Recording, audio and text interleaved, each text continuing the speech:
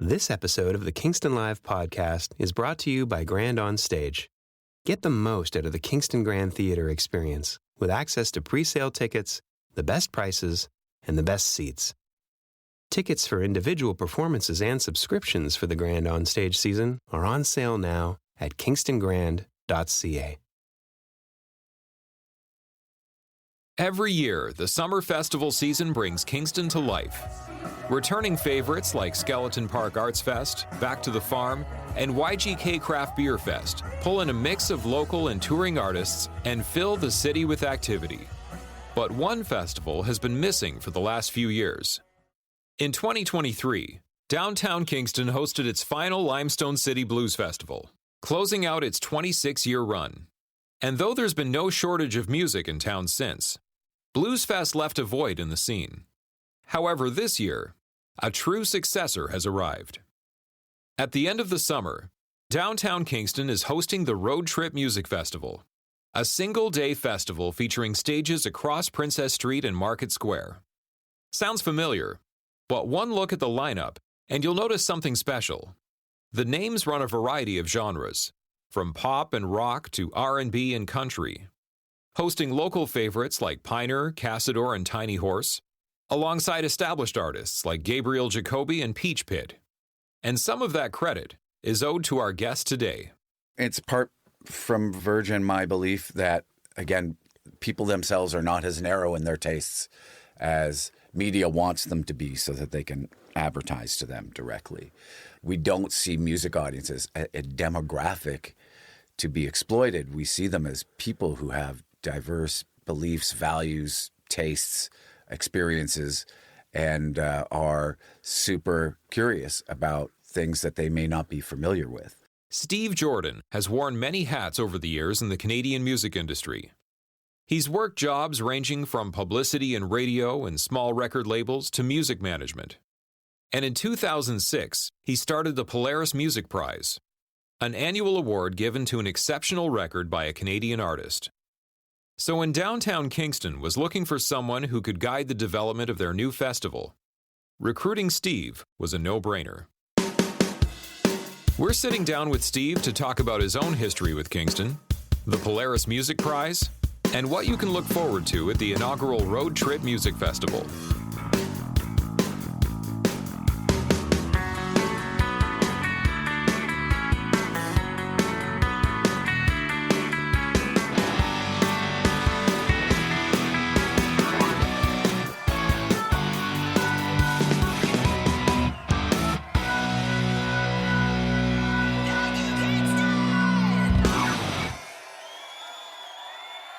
Well, Steve Jordan, welcome to the Kingston Live podcast. Thanks for having me. You're here in Kingston taking in Spring Reverb, which is a superb and relatively new music festival. But you're here in our studio to talk about another festival, the inaugural RoadTrip Music Festival, which is set to take place September 12th in downtown Kingston. But before we get to that, I've just learned that you're from Kingston originally. Yeah. And that you have a long history in Kingston here, and maybe you can give us a quick rundown. I'll try to be as quick as possible. The first place I lived, which I haven't been by recently, is just around the corner on Notch Hill Road from the studio. Yeah. So that brought back some memories. But no, I grew up in Kingston. I worked at CKLC Radio, a legendary radio station. Mm-hmm, mm-hmm. For people listening, radio is a thing where it's in your car and you turn it on, and sometimes you have hosts playing music. I grew up listening to the station. I started working there when I was 15. I was, my last year of high school, dragging my ass to class at 9 after doing the midnight to 6 shift. I worked my way up through the station and was involved in, it's why I love coming on here and seeing that you guys are still keeping the flame going. And I was sort of at the second wave of Kingston bands. The Hip were just starting. A couple of guys at 13 Engines were from Kingston. Sarah Harmer in her first band, Saddle Tramps, would come through, and then You were the first to play Tragically Hip, were you? I was, yeah. I was going to the shows all the time. Lakeview Manor was a legendary club. I don't know if it's come up on this podcast before, but it was kind of the crucible of rock and roll for Kingston. All touring bands came through at a certain level. It was sort of like the next level. If you were a Kingston band and actually started to draw audience, the Manor was the place. Stages came a little bit after that and was sort of like the shiny jewel. But the Manor, which was strippers by day, rock bands by night. So the radio station used to present shows there, and DJs would go down and intro the band to give the radio station some recognition. I used to go down and intro Tragically Hip shows, even though we weren't presenting the shows. I would fake my way into the club. I think I was still underage. And because they're such nice dudes, the band would allow me to go out. And not that anyone needed to have them introduced. Everyone knew who they were coming to see. But I was a bit of a hype man for a lot of those early shows, to the point where, well, there's a couple stories out of that. I don't want to get too far down that rabbit hole because we're here to talk about RoadTrip. But the very first video for Small Town Bring Down, which was shot at the Manor, the crew came in to shoot the video. There was about 12 takes, maybe 6 to track and then 6 live. They asked me to come out and re-hype the crowd so that it looked like one seamless take once they edited it all together. Because, you know, people were drinking and getting tired. And by take 8, it was like, all right, it was like a dance marathon. Let's go. Yeah. And so, I was a hype man for a short time. Let's fast forward just a little bit ahead in time. Yeah. How did you get from CKLC, being, part of the local music scene here in Kingston, to the Polaris Music Prize? I'm not sure how many listeners are aware. There probably will be after listening to the intro here, but you're the person behind the Polaris Music Prize, and I wonder if you can kind of how did the the journey go from Kingston to that point? That was about 87. I think I'd fast forward to about 94 or 93 is when I was kind of getting itchy to leave. I was doing a lot of stuff in Kingston. I was working with local bands. When I was at the radio station, we put out 2 what we called then homegrown records. So Canadian Talent Initiatives, the CRTC requires it of radio stations. Right. You can either send money into a factor fund, or the station can spend money doing their own projects. So I put my hand up for that. The first one we did was called a Live at the Grand. That was around 87. That was 4 bands live. Mm-hmm. See if I can remember them. Pariahs, The Shakers, White Lies. It'll come to me. And the second one, I started a Friday show called Demo Listen. And so I encouraged artists to send in their home demos or their home recordings, or even if it was a studio recording, we'd still play it. And we'd just do like a quick, 6-minute profile of any Kingston band. So the Inbreds, that was one of the Inbreds' first radio play. And then and then Juice, Mike Gurgis was involved in that. I think we ended up playing that. And then we compiled a record of all the best. And I think we had a contest with a winner. I don't remember what happened. But the artwork, we did that with the Kingston Wig Standard. The artwork for the album was done by Peter Quaife of the Kinks, who lived in Belleville. Oh, no way. And Teresa Greenwood, who was a writer at Kingston Wig Standard, was also covering local music scenes. So she found out about this, did a little story on him. And so it turns out he's an airbrush artist. And so we got him to do the album artwork. If I have a copy, I'll send you an image, and then while I'm talking about this, you can... Oh, yeah, totally. Yeah. So I was starting to get involved in working directly with artists. I was managing a local band called the Pariahs at the time, co-managing, I should say. And that was sort of like broadcasting to me as much as I felt the magic of that. The draw for me was always music and always working closer with musicians. Then I left around 93 to work for a small independent record label called Kinetic Records. Mm-hmm. But we put out the Mahone's first record. I started as a promo and publicity person, so trying to get songs on the radio for our artists and trying to get media coverage. But really A&R was my goal, was what I ended up doing by default, because the person who ran the label had terrible ears. For our listeners' sake, what's the role of an A&R person? It's a bit of an outdated term. It stands for artist and repertoire. It dates back to the 30s and 40s when you had songwriters and you had singers, and it wasn't until the 60s with the Beatles and Dylan and the Stones doing their own material, that was always separate. So the A&R person worked for the record company. They found a singer who was, had a great voice, dressed up nice, and then they found songs for them to sing, and that whole publishing industry fed into that. So it morphed into something else in the 60s, 70s, 80s, 90s.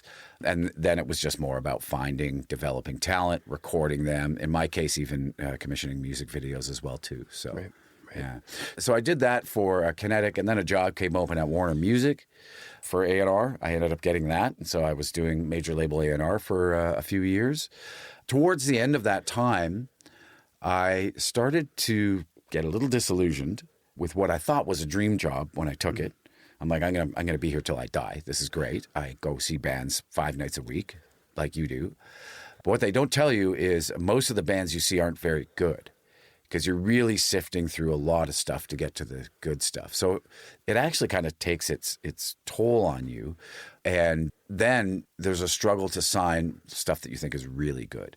And the struggle comes from a bunch of different internal and external forces. And especially at that time, towards the end of my time at Warner Music, which would have been about 2000, 2001, that was around the time of that indie music explosion in Canada. Mm-hmm. So I was very early into artists like Tegan and Sarah, Metric, Broken Social Scene, Arcade Fire, The Deers, Chaos. There was just a bunch of artists that weren't obviously commercial to the powers that be at the time. Mm-hmm. And you really kind of, all these mergers were going on, you really kind of had to make the case for signing them, and you usually failed. And the other thing that was happening is the artists were becoming way more savvy. Mm. They're like, we do not need to sign a Canadian major label deal to explore the world. We'll just go explore the world. We'll get deals all over the place. So that kind of planted the seed for Polaris. Right. Told you it was a long story. No, that's right. Which was, how do I channel the energy of all this creativity that's happening? I thought it was through the major label system. It is not.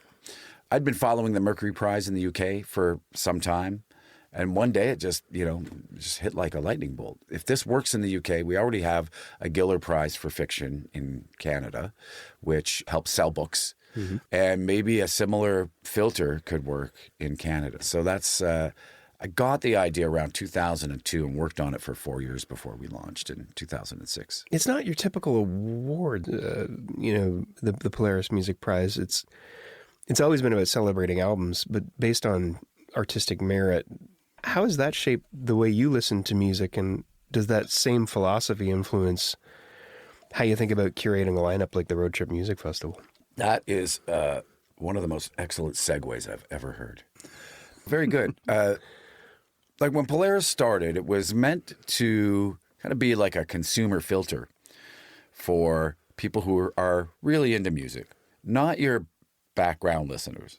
Mm-hmm. This is for people who turn it up, who pay attention, who don't stay in their lane in terms of genre, mm-hmm. and are curious and interested in other stuff. Mm-hmm. And there's the listener who just wants to hear stuff that they like, which, you always mm-hmm. have to listen to something for the first time. Yeah, and then there's listeners who want to stretch out and are curious and want to seek.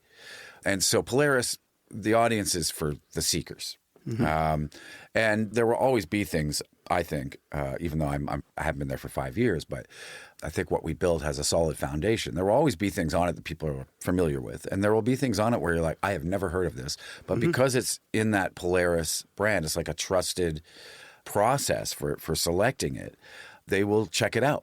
Something that is just listed on the list. And mm-hmm. I hear it from people all the time still. So it kind of taught me, especially as it went on, that there is such a massive diversity of musical expression out there. And it's a beautiful thing. I came from things that very narrow targeted music style. Commercial rip top 40 radio. Although things that was the beauty of top 40. Things can still sneak through that you're like, how is this popular? This is not formulaic. But those are always the things that sneak through. Mm-hmm. And as Polaris went on, things like Tanya Tagaq mm-hmm. and Jeremy Dutcher and a bunch of these out of left field things that were, you're not going to hear them on the radio, mm-hmm. but that doesn't make them any less powerful. And that's helped inform building the RoadTrip curation. Now, I have to say that most of that curation is Virginia Clark, who I hope is known to most of your listeners / viewers. I'm sure she is. We worked on it together, but most of the heavy lifting in curating was Virginia's. I probably have veto power, but I never used it because, she's been in promotion for decades now. And I get the sense, and maybe it's through your experience as an A&R person, but I think you described it as, sifting through the the sand, and it's almost like you're a musical prospector.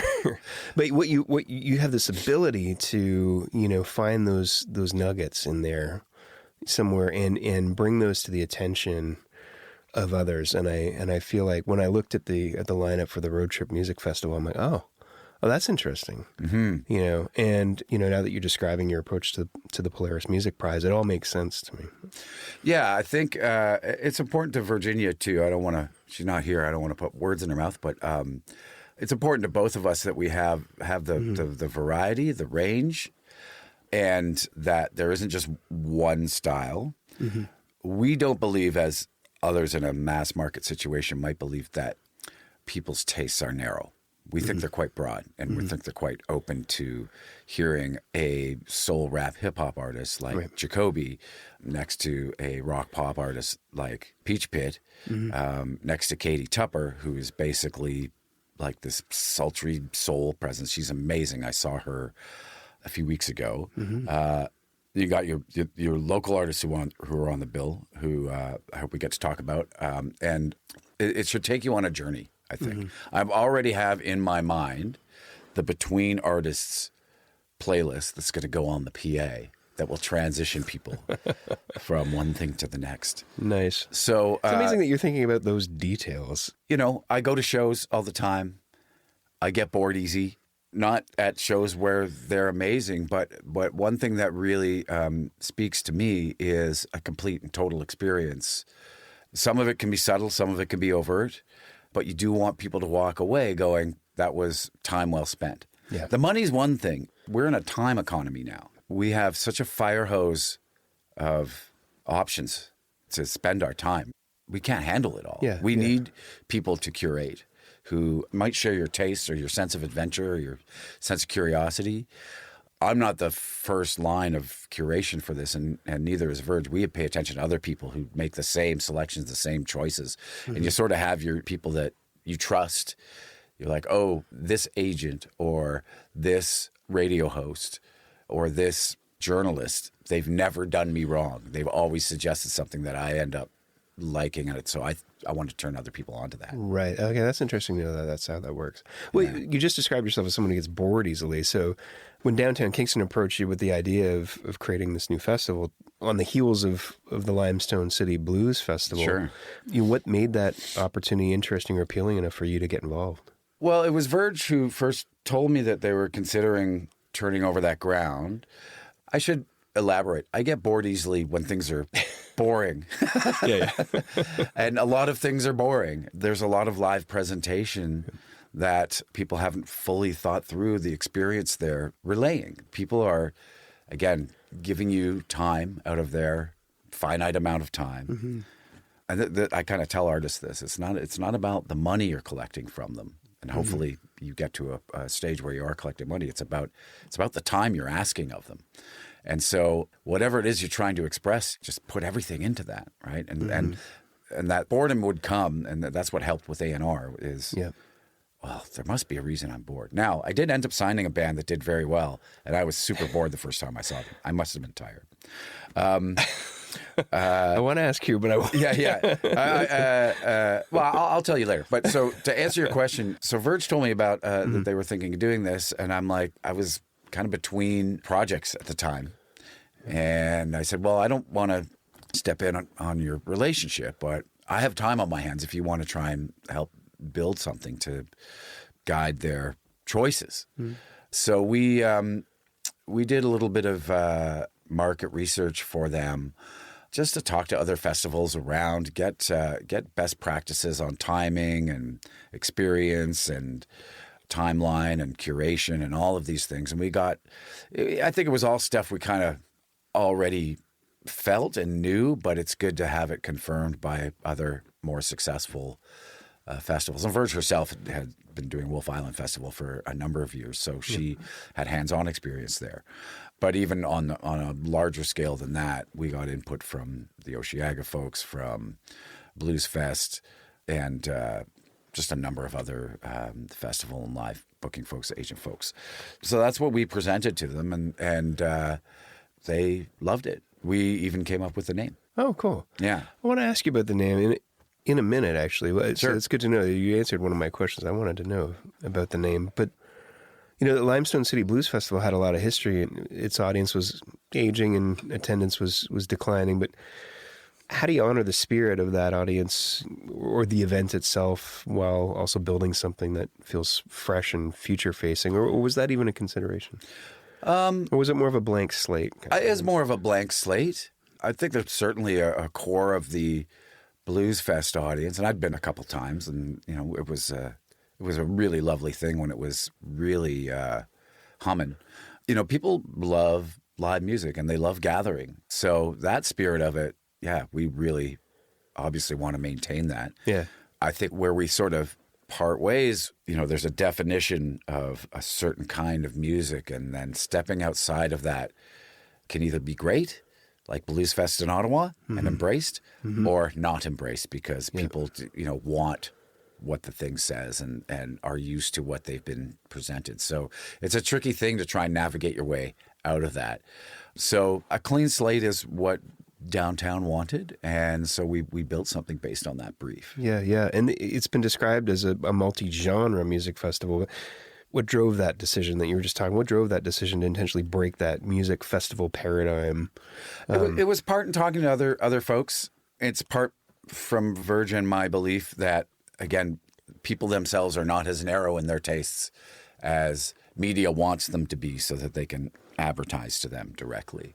We don't see music audiences a demographic to be exploited. We see them as people who have diverse beliefs, values, tastes, experiences, and are super curious about things that they may not be familiar with.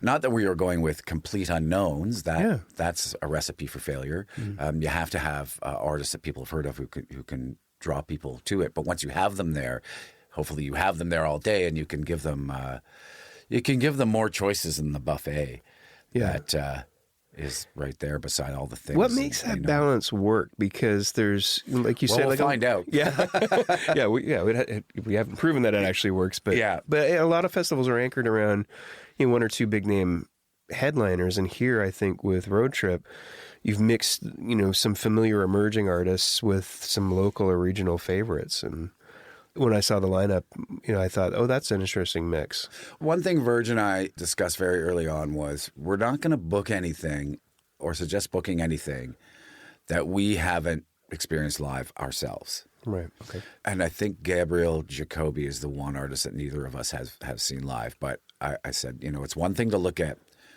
Spotify numbers and these types of things, but let's look at YouTube numbers and let's look at YouTube performances. Because what we're trying to do is build a live event that excites and that quickly gains a reputation for excitement and connection. We're in the age of having artists with massive social media followings, and then you put them on a stage and really they just should have stayed on social media. And a lot of times the audience stays on social media. They don't come out to see it. So there really has to be a dedication to live performing. When you see Katie Tupper, you will see what I'm talking about. She connects directly. It's one of those artists you think is singing to you, even though she's singing to everyone else. There. Awesome. To me, that's the key. And we'll see what happens.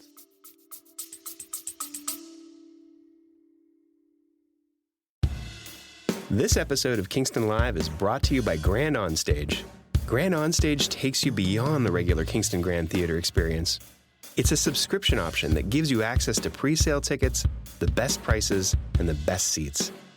That means you can customize your own individual package starting at just 4 performances. Want to bring friends? Subscriber pricing applies to their tickets too. And if your plans change, just exchange your tickets for another performance. Tickets for individual performances and subscriptions for the Grand On Stage season are on sale now at kingstongrand.ca. It's a one-day journey of musical discovery. The first ever RoadTrip Music Festival. Saturday, September 12th in downtown Kingston. Featuring Peach Pit, Katie Tupper, Gabriel Jacoby, and local favorites like Casador, Piner, and Tiny Horse. Enjoy a day of music, food, shopping, and community in downtown Kingston. RoadTrip Music Festival. Tickets and details at kingstonlive.ca. You just mentioned that you were involved in naming the festival. Road trip implies maybe a journey or a destination. What story were you hoping the name would tell? It's a bit more mercurial than that. I think the idea was for downtown was to attract people to Kingston. And we came up with a few potential names. 8 out of the 10 were based on tragically hip lyrics or song titles. One was a Sarah Harmer song title, and then we had Road Trip. Road Trip has, there's the obvious, like get in your car, go to Kingston, see a festival. And that's the thing they want to grow over time. You can be taken on a musical trip. There's the camaraderie of hanging out with your friends. There's always music on a road trip in your car. You sort of say the name and it immediately conjures up some stuff, some good stuff for people. And it's all set around gathering and music. The trip part, though, is also like, we're going to take you on a little trip. We're going to, we want to offer something different. There's a lot of markets the size of Kingston who put on festivals and they do well. But they tend to be the same 5 or 6 artists that summer for all of the different places. So it's really a locale's same version of something that's happening somewhere else. We wanted to make something that was unique to Ontario so that people might, well, that's different than the lineup that's happening in my hometown. And I've heard Kingston's nice at the end of the summer, so let's go check it out. Yeah.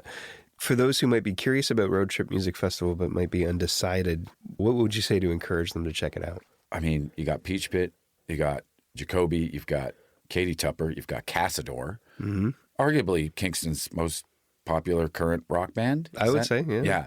Like there's your main stage. That's a hell of a main stage. Yeah.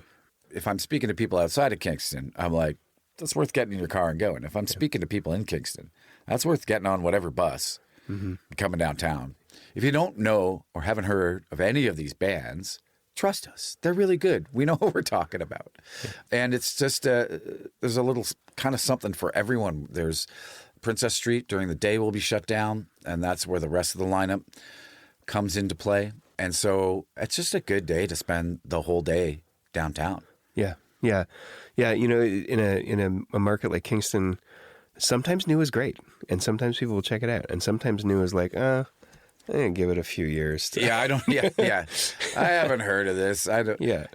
I know that can be a Kingston thing sometimes. It's increasingly harder for people to get out of their house, but people aren't just O's and ones on the internet. They actually live and breathe and are flesh and blood, and you should go hang out with them. Yeah. And the more of you there are, the better the vibes. So that's hopefully what we end up building. I hear from a lot of people that once we announced it and they knew that I was involved, were like, oh, Kingston has needed this for a long time. Yeah. And these are people who may have been somewhat aware of Limestone City Blues Fest, but certainly a generation that sort of passed by. So when you say to me, Kingston really needs this, I better see you down there. But I make no threats. I think the lineup, again, we are not picking artists who are necessarily like challenging. Polaris, just to differentiate, Polaris can sometimes pick some challenging artists that aren't for everyone. And our approach with that was like, well, this is what people who listen to a lot of music, this is what spoke to them. And those reasons are as different as the people who make those determinations. So Tanya Tagak wins the Polaris Prize, and people are, okay, I'm going to go check it out. And then they go, oh my God, what is this? And some people respond to it in super positive ways because they've never heard anything like it before. Other people just can't get their brains around it, and that's totally fine. Yeah. This is not what we're doing with RoadTrip. We're delivering a wide range of talent and styles, but we're not trying to overtly challenge audiences. This is going to be a good vibes day and night all around. I know you worked with Virginia on the Virginia Clark Flying V Productions. Some of our listeners would know Virginia as someone who's played a huge role in bringing great live music to the city as a promoter. But for the listeners who may not know Virginia's broader impact, how would you describe her importance in the region's music scene? Virginia, from all I can see, is beloved in Kingston. She's also beloved in some of the music center powers, within some of the music center powers in Toronto. And so people love working with her. Bands love playing for her. She's a rarity amongst promoters in that she's really concerned with audience experience and artist experience. And I think if you build a festival off of those two principles, it's really hard to fail. Mm-hmm. As far as I can say, she might disagree with me, but as far as I can tell, she's never gotten into concert promotion to get rich. Mm-hmm. And there are others who quite obviously do. But just to do a sustainable thing that treats the audience with respect, treats the artist with respect. I think that comes through in the shows that she books and promotes. Yeah, and so when someone signs an artist from, Mariel Buckley, who will be on one of the Princess Street stages, who is incredible. That's exciting. Super exciting. From Calgary. Yeah. People working for her was like, well, we're routing a tour from Toronto to Ottawa, or Toronto to Montreal. Let's get a play in Kingston. Call Verge. Mm-hmm. They might call KPP as well too. So you've got two super strong, reliable promoters in this town, which is a gift. Mm-hmm. So don't just go to RoadTrip. Go to RoadTrip. Go to as many shows as possible. You've got a good thing going on here. That's what we're all about. Yeah. From the outside, your partnership with Virginia on the RoadTrip Music Festival, it kind of feels like, a national perspective meeting a very local sort of boots on the ground perspective. Is that a fair way to describe it? Yeah. And there was a couple of strong voices in those consultations we had trying to put the festival concept together, where this one quote from one of the, I think it was Alora Fest, God rest his soul, but said, the beating heart of your festival are local bands. That really stuck with me. And I'm like, well, we're good. We got Verge. She knows the scene. She sees audiences develop over time with some of these artists. So that's super important, will always be important to the curation of the lineup. Mm-hmm. Oh, that's good. That's good. Local's important to us here, and we created Kingston Live in a way to be a platform for local artists. Give them a home field advantage, I say. I like to say. Mm-hmm. And it's good that the festivals like RoadTrip, that aren't, a typical grassroots, hey, we started this ourselves kind of thing, are looking at opportunities to include local acts as well. So as long as I'm involved, as long as Verge is involved, there will never not be local bands as a centrifugal force of the thing. Yeah. With the Polaris Music Prize, though, you helped create this national conversation around Canadian recorded music. With RoadTrip, though, you're helping shape a live music experience in just one city. What did you learn from building, what's arguably become a Canadian music institution, the Polaris Music Prize, that you've applied to RoadTrip? I think something I touched on at the beginning of this, which is, and something which I talked to you about Verge, is treat the audience with respect. And part of treating the audience with respect is not thinking that their tastes are narrow. Right. And that they will only accept things that they already know about. You have to do a little bit of that to draw people out. Polaris was always about the best album. People would confuse that and say it's about the best indie album or it's about the best emerging artist. And I would correct them and go, no, Drake has been nominated. The Weeknd, his first record and a few records after that have been nominated. It's about a consideration for what makes the best album. Right. And Polaris is about the conversation itself. It's less about, I would say we pick a winner just to hook you into the conversation about what should win. Yep. And then hopefully you check out the short list. And then hopefully you check out the long list. Yeah. And then your whole listening experience has been enriched by this whole exercise. So I think we take a similar approach. It's different, though, because, Polaris was sponsored. So there's a lot of sponsors and funders that helped get it off the ground. We were less reliant on the ticket sales to have it become sustainable. Right. So there's taking the spirit of that curatorial idea that travels with me everywhere I go. So that's what I would bring to RoadTrip. But RoadTrip does have to be a little more commercial in its appeal to sell tickets. That's the bottom line. But the other thing I tried to build with Polaris at the event itself, our gala that we ran every year, was just trying to take a look at similar things that happen in that space, award shows or industry/cultural events, and go, okay, we see what else other people do and how they present it. What can we do that's slightly different? So that when they come to the event, they go, I enjoyed that, and I've never been to anything like it. That's how you build a cohesion and an adherence to the event, because people are getting something that they don't get anywhere else or in their minds. So it's building that uniqueness of spirit and mission and presentation, and trying to, again, give the audience a memorable experience that they'll want to repeat. Yeah, it's interesting with the RoadTrip Music Festival, the audience is both local, and as you mentioned, there's a desire to draw an audience from out of market here for the festival as well. And so I feel like it's got something that to offer to both audiences, right? You've got some fantastic acts that maybe have never played Kingston before or have rarely played Kingston. And then the whole thing takes place outdoors, which is, am I right? There's no, these are outdoor. For now. Yeah. We discussed, as it grows, if it grows, you want it to grow sustainably. So there will definitely be a chance to add those tentacles as we, get into maybe adding multiple days, stages in other parts of Kingston. Right.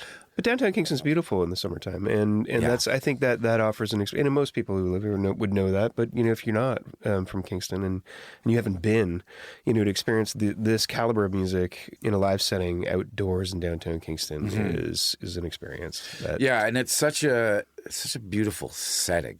Yeah. That's the other thing. It's one of the best town squares in Canada, as far as I'm concerned. Yeah. And that will leave an impression. You'd be like hanging out there, and it's not, it'll be for main stage artists.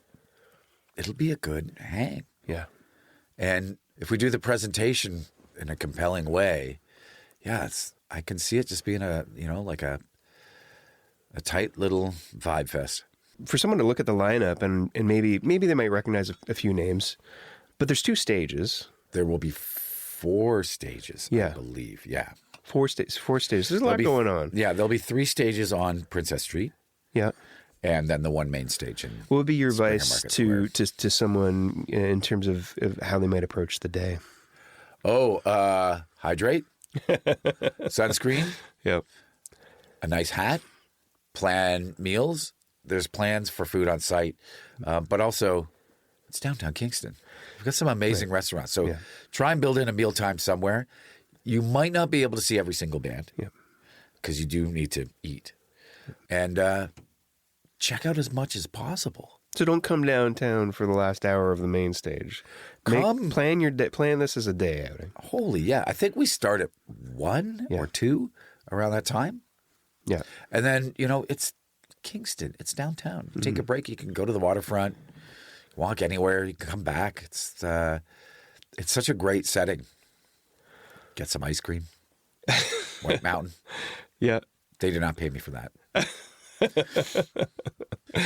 Which is, you kind of implied maybe there's a larger opportunity. I know this is year 1, right? Yeah. No one wants to, but looking beyond the first year, what opportunities, what do you think RoadTrip Music Festival could become if Kingston really embraces it? Anything it wants to be. Really, there can be additional stages. It can be additional days.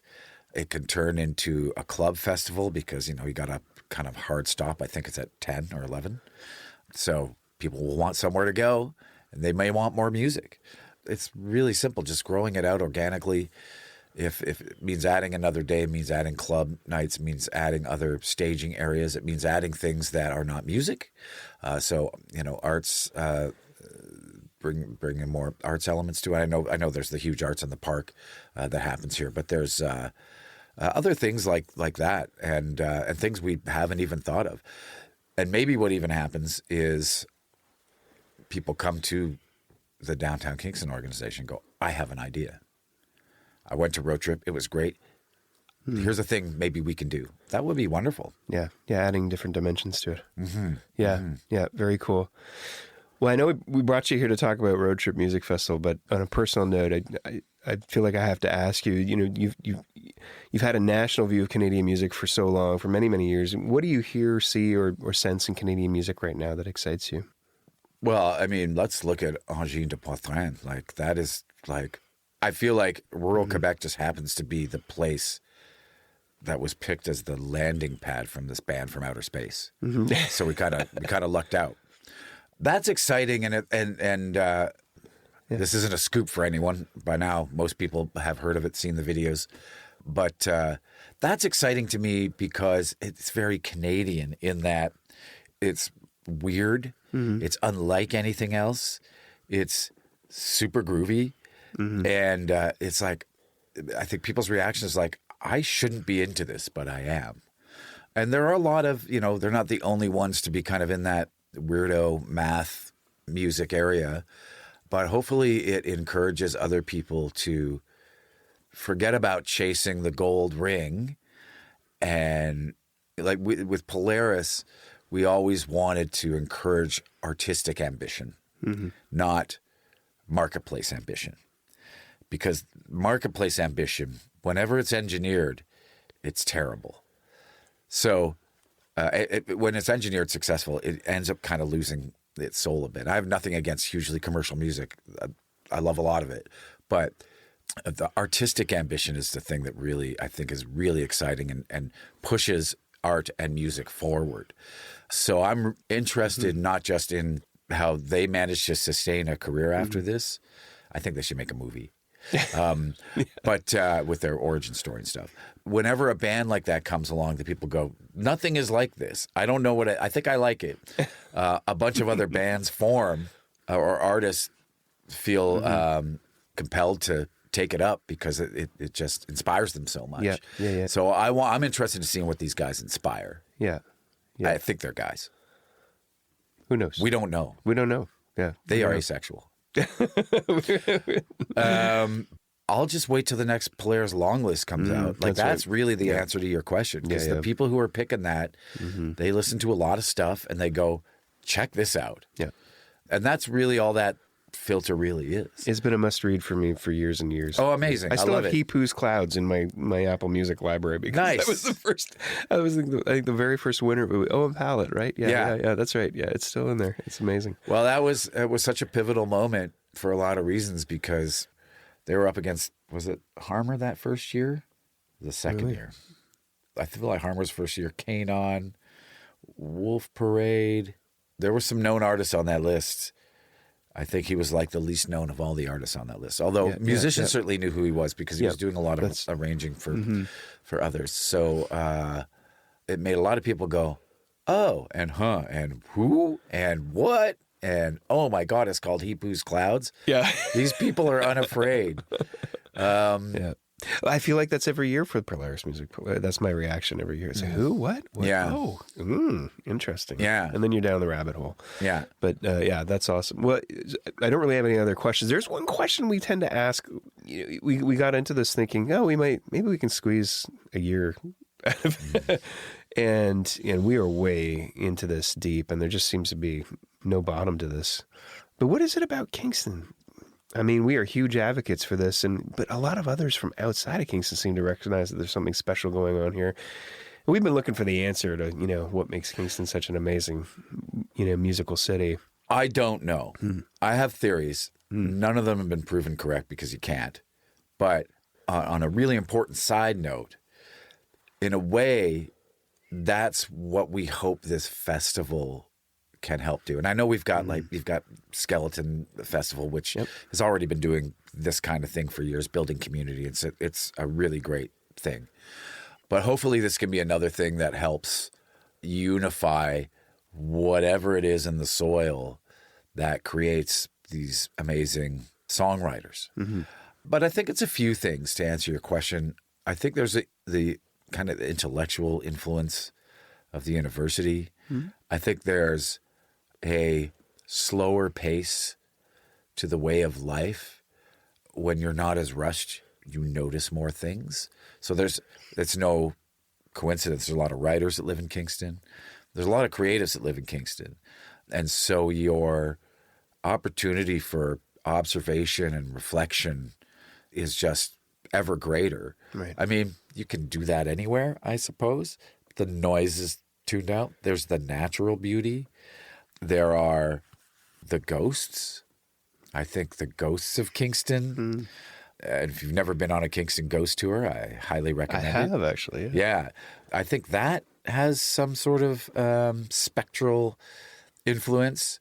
You know, the early hip shows I was talking about off the top, going to the Lakeview Manor, and maybe it's like this elsewhere, but I've never lived anywhere else but here in Toronto, so it's hard for me to judge. But certainly in Toronto, when you go to see a band of any sort of growing level of popularity, I've never experienced what I saw in those early days with the hip, where you would have rich kids, profs' kids, people who worked at the prison, bikers, conservatives, left wings. Like, it was such at least a microcosm of white Canada anyway. And everybody got on. There were no fights. There was no fractious opportunity. And Gord's lyrics were so kind of weirdly intellectual, you know, and people were responding to that from all walks of Kingston life. You know what? There is one other place that I've actually, now that I think of it, that I've experienced that is in Austin, Texas. I started going to South by Southwest very early on in the 90s and saw it grow into the behemoth it sort of ended up becoming. But at the very early days, that place attracted freaks and intellectuals, but Texans. So there's a parallel in Kingston. My friend Jay Jolie talks about Kingston being the Austin of the North all the time. And I think there's something to it. I think more can be done to live up to the promise of Kingston being a music city. I know people are working really hard at it. I was just at an event last night with Maura and the folks at the Kingston Music Office, and that's great. Not a lot of cities of this size have a music office that operates as theirs does. We're thankful for the music office. Yeah, 100%. You should be.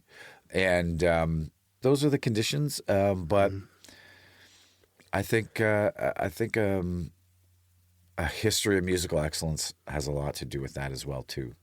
It's not just the hip, but you've had a lot of really great, impactful rock bands come from this town. So that's right. There's a whole legacy that, you know, predates the hips, you know, here in Kingston too, that, you know, we haven't talked enough and explored enough on the show, actually.